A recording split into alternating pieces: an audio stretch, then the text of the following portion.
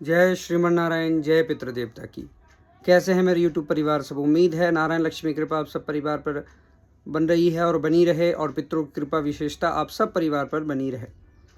आज फिर से मैं एक वीडियो के साथ प्रस्तुत हूँ आप सबके समक्ष में, और आज मैं फिर से एक नया टॉपिक लेकर आया हूँ जो बहुत सारे लोगों के द्वारा पूछा गया है। वो टॉपिक क्या है कि जैसे क्या होता है, श्राद्ध पक्ष जब पितृपक्ष आता है उस दिन सभी लोग श्राद्ध पितरों के अपनी अपनी तिथियों पे कर देते हैं। लेकिन यहाँ एक सवाल और उठता है कि श्राद्ध पक्ष के अलावा भी अगर पितरों की तिथि आ जाए, आती ही है, तो क्या हम श्राद्ध करें, उस तिथि पे करें या ना करें, या सिर्फ पितृपक्ष में ही श्राद्ध कर कर छोड़ दें? ये बहुत सारे लोगों का प्रश्न है, कन्फ्यूजन है। बहुत सारे लोग ऐसा सोचते होंगे या जानकारी ढूंढ रहे हैं, उनको नहीं मिल पा रहा है। तो मैं इस वीडियो के माध्यम से आपको ये जानकारी देने का प्रयास करूँगा कि क्या पितृपक्ष के अलावा, श्राद्ध पक्ष के अलावा अगर पितरों की तिथि आए तो श्राद्ध करें या ना करें। तो चलिए हम आगे बढ़ते हैं, अपने वीडियो के माध्यम से आपको बताते हैं कि क्या करना है, सही क्या उपाय है, सही क्या करना का तरीका है, जिससे हम अपने पितरों का उद्धार हमेशा करते रहें और उनका आशीर्वाद हमारे ऊपर हमेशा बने रहे।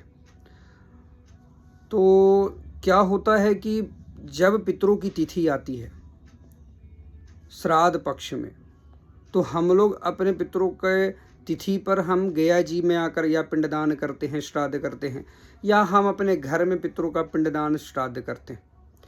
लेकिन जब पितरों का दिन खत्म हो जाता है, श्राद्ध पक्ष खत्म हो जाता है, श्राद्ध पक्ष नहीं होता, इसके अलावा आगे पीछे हमारे पितरों का जब तिथि आ जाता है, तो बहुत सारे लोग क्या करते हैं कि श्राद्ध ही बंद कर देते हैं, श्राद्ध नहीं करते हैं, तिथि पे उनको कुछ भी नहीं करते, स्मरण नहीं करते हैं।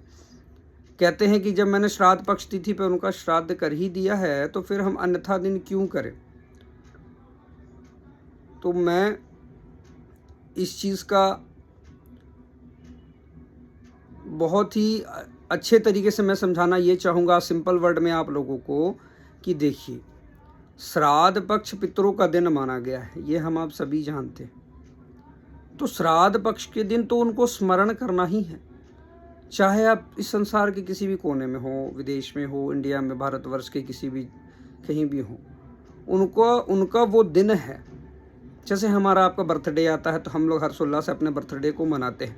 वो जो तिथि है, तिथि का बहुत बड़ा विशेषता होता है। तिथि उनका एक तरह से बर्थडे है, समझ लीजिए।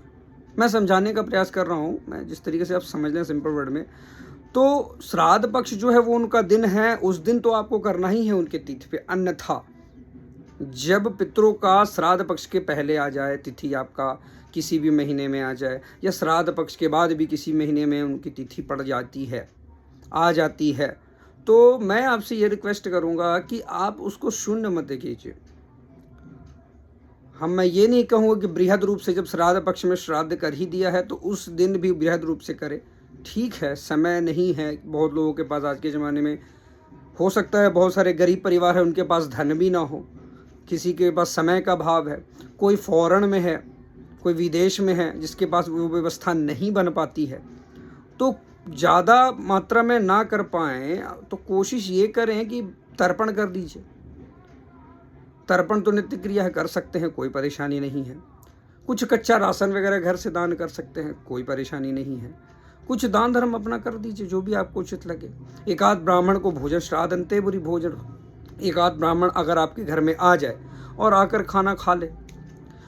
ब्राह्मण अगर खाना, ऐसे भी नॉर्मल लोग महीने में किसी पूर्णिमा को कर लेते हैं पूजा पाठ, या किसी तिथि पे एकादशी वगैरह कर लेते हैं तो ब्राह्मण को बुलाकर खिला लेते हैं। तो तिथि आती पितरों की आश्रित हो जाते हैं, आशा है, तो आशा को निराशा में ना बदलें। मैं आपसे रिक्वेस्ट करूंगा कि उनका जब तिथि आ जाता है ना प्रभु, तो आप लोग शून्य नहीं कीजिएगा, कुछ ना कुछ जरूर कर दीजिए, ताकि ये प्रश्न ना उठे कि तूने उस दिन मुझे याद ही नहीं किया। क्योंकि तिथि का ही महत्व बहुत है मरण क्रिया में। जैसे कोई भी व्यक्ति जिस दिन मरता है उसी की तिथि पे ही हमें उसका श्राद्ध करना चाहिए। अब अन्यथा किसी भी दिन कर दीजिए। घर की बात कर रहा हूँ मैं, कि घर की विशेषता के बारे में बता रहा हूँ। गयायाम सर्वकालेषु, गया में पिंडदान के लिए आते हैं तो आप कभी भी आकर कर सकते हैं। लेकिन जब आप घर पे हैं, गया में नहीं आ रहे हैं, तो आप उनकी तिथि को शून्य नहीं करिएगा, बिल्कुल मैं आपको रिक्वेस्ट कर रहा हूँ। और बिल्कुल श्राद्ध कीजिए, शून्य मत कीजिए। आश्रित हैं और उनकी तिथि का मरण क्रिया में हमारे शास्त्रों में बहुत ही ज़्यादा महत्व बताया गया है, तो इसका विशेष आप लोगों को ध्यान रखना है, शून्य नहीं करना है। बाकी आपके मन में कोई भी तिथि से रिलेटेड, पक्ष से रिलेटेड, हाँ एक पक्ष से मुझे स्मरण आ गई, क्या होता है कि बहुत सारे लोग 12 महीने में भी कहीं कहीं देखा गया है कि पूरा 12 महीना होता है तब पितरों की तिथि आती है। जैसे कोई कार्तिक महीने के कृष्ण पक्ष के एकादशी के दिन मेरा गुजरे हों तो अगले साल कार्तिक महीने कृष्ण पक्ष की एकादशी को ही उनका श्राद्ध तिथि पक्ष में करते हैं। तो देशाचार कुला व्यवहार, हर शहर की अपनी अपनी एक प्रथा है, तो अपने घर की प्रथा के अनुसार भी आपको चलना है, कुछ हमारे शास्त्र के अनुसार भी चलना है, ताकि आपके कार्य में कोई विघ्न ना आए। अगर आप श्राद्ध नहीं करेंगे, पितरों को भूल जाएंगे या उनकी कोई भी त्रुटि कमी आप ढंग से नहीं कर पाते, रह जाता है श्राद्धों में, तो भगवान माफ़ करेंगे, पितर माफ़ नहीं करेंगे। क्यों नहीं करेंगे? क्योंकि पितर हम पे ही आश्रित हैं, सिर्फ और सिर्फ हम पे और आप पे ही आश्रित हैं। वो पड़ोसी के पास नहीं जाएंगे, वो अपने दोस्त के पास नहीं जाएंगे, वो अपने दुश्मन के पास नहीं जाएंगे, वो अपने गुरु के पास नहीं जाएंगे। वो जाएंगे कहाँ? अपने परिवार के पास, अपने बेटे के पास, अपने भाई के पास, जो भी हो उनके पास ही जाकर वो आश्रित होते हैं कि ये मेरा श्राद्ध करेगा। तो आप बिल्कुल भी शून्य नहीं कीजिएगा। बाकी आपके मन में कोई भी डाउट है गया जी से रिलेटेड, श्राद्ध से रिलेटेड, तो कोशिश रहता है मेरा कि मैं आपके सॉल्यूशन ज़्यादा से ज़्यादा निकालूं आपके लिए, ताकि आपके माइंड में जो भी प्रश्न हैं वो समाप्त हो जाए, मीन्स उसका आंसर सही ढंग से आपको मिल पाए। बाकी आप गया से रिलेटेड कोई हो तो मैं डिस्क्रिप्शन बॉक्स में अपना फ़ोन नंबर, व्हाट्सअप नंबर दोनों ही दे दूंगा। दोनों नंबर मेरे व्हाट्सअप वाले हैं, वहाँ से आप मेरे से संपर्क कर सकते हैं और मुझे कॉल भी कर सकते हैं। और अगर वीडियो अच्छा लगा, मैंने और भी गया जी से रिलेटेड पहले भी वीडियो बना रखा है, तो अगर आपको देखना है श्राद्ध से रिलेटेड बहुत सारे वीडियो मैंने बना रखे हैं, तो आप मेरा चैनल पे जाइए और सारे वीडियो को एक बार देखिए, ताकि आपकी बहुत सारी कन्फ्यूजन दूर हो सके। मेरा आपसे रिक्वेस्ट है कि मेरे वीडियो को लाइक कीजिए, सब्सक्राइब कीजिए, शेयर कीजिए लोगों को, ताकि उन लोगों तक भी पहुँचे जो इस वीडियो को ढूंढ रहे हैं और जानकारी प्राप्त करना चाहते हैं। तब तक के लिए मैं आप लोगों से इजाज़त चाहता हूँ। राम राम, जय श्रीमन नारायण, जय पितृदेवता की।